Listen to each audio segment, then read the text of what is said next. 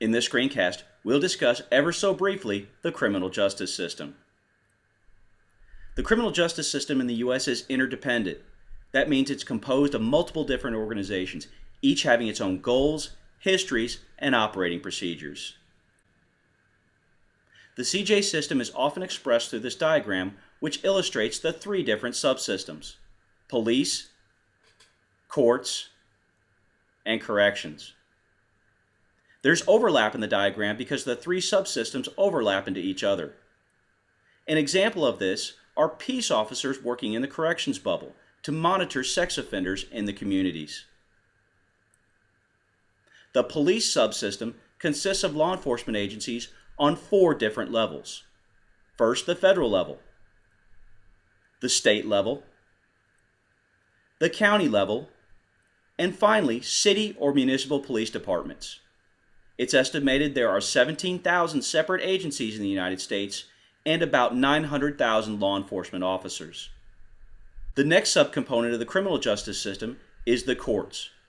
There are four major levels of criminal courts. First, the federal level. The federal court system is comprised of trial and appellate courts which terminate at the U.S. Supreme Court.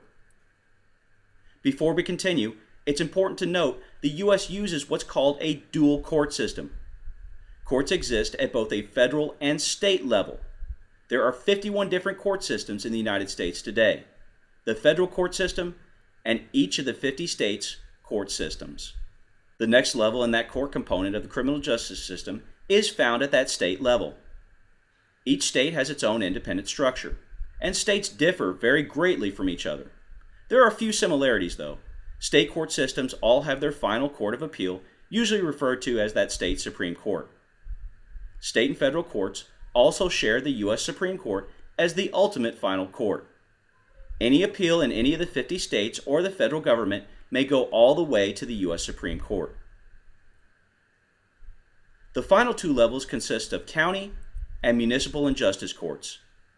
These courts handle lower-level offenses, typically misdemeanors, and city ordinances. There are 5 interconnected layers in the final subcomponent of the criminal justice system, which is corrections. The federal corrections function is performed by the Federal Bureau of Prisons, which operates more than 175 prisons. Each state has its own corrections agency, which operates prisons and possibly functions like parole and probation oversight. There are also county jails. In Texas, each county jail is typically the responsibility of the sheriff. Another aspect of the corrections subcomponent involves punishment other than incarceration, namely monetary fines. Finally, the first line of rehabilitation, community supervision, which is commonly known as probation.